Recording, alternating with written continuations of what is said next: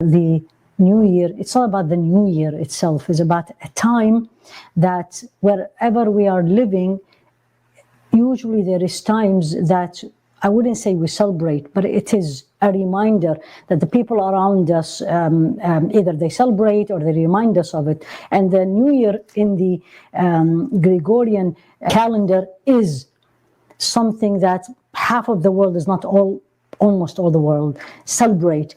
And the celebration for us as Muslims is a reminder.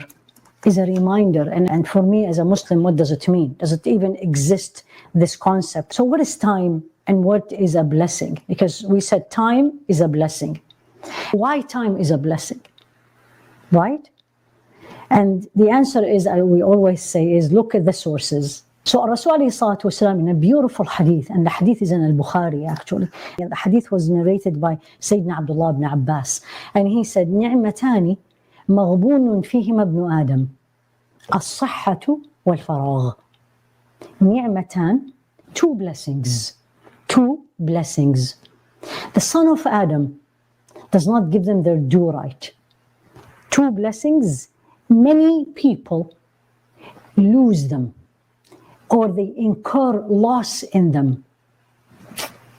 Two blessings, the son of Adam, maghboon, he does not make benefit of it. He does not make profit of it. The word maghboon is actually used in the Arabic language when you don't get your due right. You say ظلمني أو غبنني, especially in transactions, and you say you didn't give me my right. So what the Rasul ﷺ is teaching you and me, he said there is two. Number one, pay attention to this. There's two, and then he said blessings. He didn't say what they are first. Blessings. Then what he's going to teach me, I need to look at it as a blessing.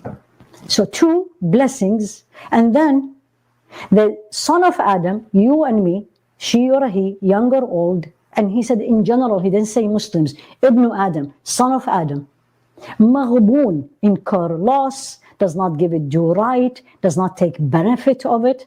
And what are these, Ya Rasulullah? What are these two? As-sahhatu wal-faragh. As-sahhatu wal-faragh. Health and free time. And again, pay attention to this so we can really start thinking. Free time is a blessing. Free time. He didn't say time. He didn't say al-waqt. He said al-faragh. Free time. And absolutely it's a blessing. Number one, because he said it. But number two, if I can take advantage of it. So this is the first thing we're going to start today, that Rasul ﷺ, in a sound hadith in Al-Bukhari, he is teaching me and you that please pay attention, human beings. There's two things you have it. Most of us have it. And most of us, and that's what he said, he's generalizing it. He said, we don't take advantage, we not use them for a benefit. In fact, we use them for loss, health, and free time. And subhanallah, when you look at the definition of a blessing, because these words, we use them daily, we use them so casual that reality, we don't even know the meaning of it anymore. We become so used to it that we don't pay attention to it deep. What is a blessing? Right? And very casually say, what a blessing to have you, for example, as a friend. What a blessing I live this. What a blessing my test was negative. What a blessing I have children. What's the word blessing mean? And if you look at the dictionary, it tells you blessing is a thing conducive to happiness or welfare. It's actually in the encyclopedia. I think something will bring happiness or welfare in general. Blessing. Now remember the hadith of Rasul ﷺ. Health and free time. He said ni'matan. It's a blessing. And what is a blessing? It's a thing that will bring happiness and welfare. It's another meaning, and you look at the dictionary, it will tell you it's God's favor. It's something very, very common we use it. Blessing. And that means I am favored by Allah subhanahu wa ta'ala. Or it's a gift favored by Allah subhanahu wa ta'ala. So it's in general, it's a gift, it's something good, something will bring me happiness. Really, that's what time is. That's what the Rasul ﷺ is saying. We know what does it mean to be healthy. But free time is the question. Free time, and the time, we need to look at it.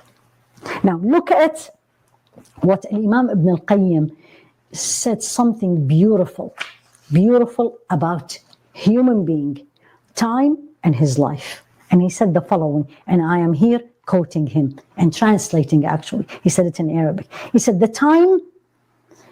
for the time, the human being in reality has his age. Age in reality is time. And it is time, the essence of joy for this human being in the hereafter. Or it's the essence of the punishment in the hereafter. What is he saying? He's saying the life of the human being reality is time. It's time. He lived for 70, 80, that's time. And he said this time, the age I and you live, is the essence, is the recipe, is the main content of my eternal happiness in the hereafter, or, وَالْعِيَاذُ بِاللَّهِ, may Allah protect us all, the essence of punishment there. What does that mean?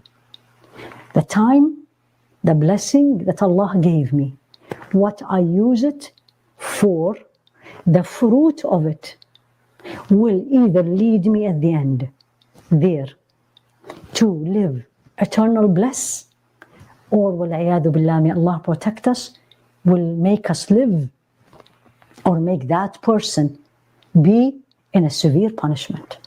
That's what he looks at, the life of the human being. And the Imam Ibn al-Jawzi say a beautiful thing, and I'm starting with this to make you look at time differently. The aim of it is to, number one, change the way you and I and all of us look at the time. I need you and me to look at the time as something very different. It's not casual. It's not of course. No, it's a blessing. It's a blessing. And I don't know how many of us look at time as a blessing. Now, why it is a blessing? Because blessing something brings me happiness and welfare. That's what the definition in the dictionary you will find. And Rasul ﷺ called it a blessing. Then comes Ibn al-Qayyim and he described it and he said, because the fruit of what I use the time in this life will bring me the eternal joy. Now, look what Imam Ibn al-Jawzi, another legendary scholar of the hearts, he said, human being, this is Imam Ibn al-Jawzi, he said, human being, smart people, everybody, we should look at the time, always value it. That's number one. I know I have a blessing when I value it. Like example, when we have something very expensive, treasure, or something very sentimental, my mom gave it to me, or this is from my grandmother, this is something sentimental, this is from Mecca, something sentimental, I know the value of it. And I'm so keen on not losing it and taking care of it. That's how we should look at time. Because he said, the Imam Ibn al-Jawzi, the human being should know the value and the virtue of the time and should never waste a second, but in something brings him close to Allah. How is that? I'll come to it. And he said, this is why he should, I and you, we should always bring intention in everything we say and do without ever being tired in it. I'll just give you a simple example so we stay focused, as we say. So you're taking care of your children. A mother is changing a diaper. The father is teaching his son or his daughter, right? That's a deed, and that's a time. If I follow what Ibn al-Jawzi is telling me, if I am following number one, that Rasul alayhi salatu wasalam, what he told me, that's a time, that's a blessing. But I'm doing something. Yes, I need to use this something in what brings me close to Allah, then I have valued the blessing, and then this blessing will bring me goodness in this life and a hereafter.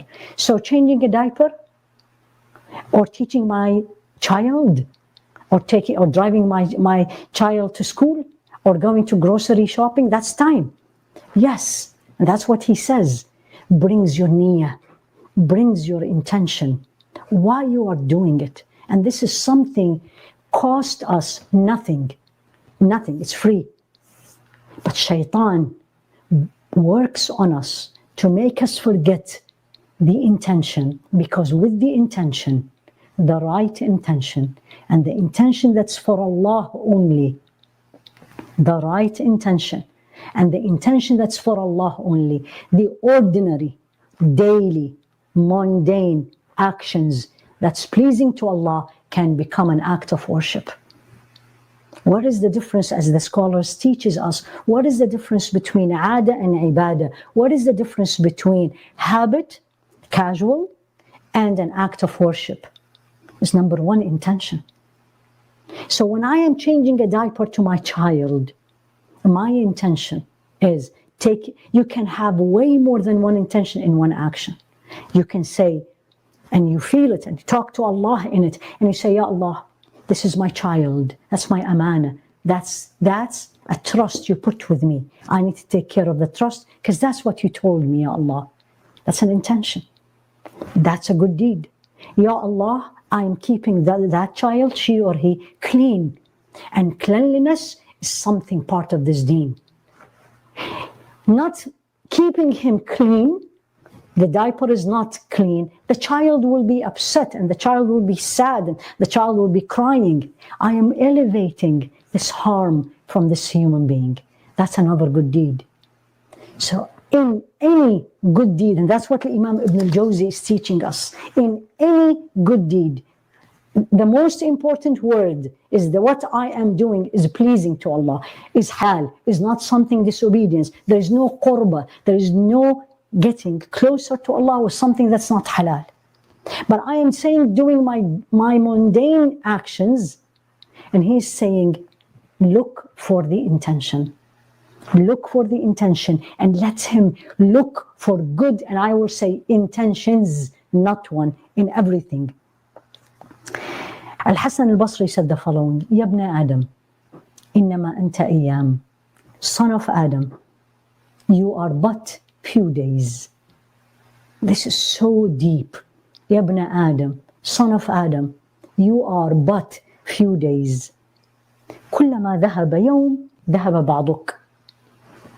Every time, look at the word, every time a day pass, every day, or you can say it this way, every day that pass, part of your life has passed. It doesn't matter how long you live, it's days. Every day that pass, your life is less. And I had this discussion this afternoon in the office.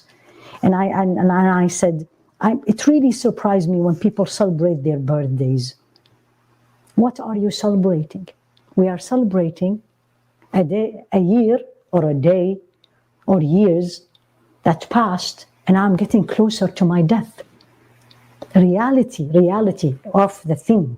I'm not talking about children. I'm talking about adult, how we look at things.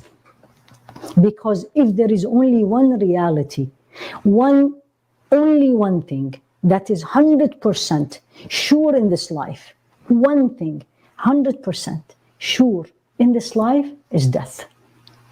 No one will skip it. كل نفس ذائقة الموت. Every single soul will taste death. Allah said it 3 times in the Quran. كل نفس ذائقة الموت. Every single soul will taste death. Your few days, your but days. Every day pass, part of your life is gone. Back again. Time. Days is time. And time is a blessing.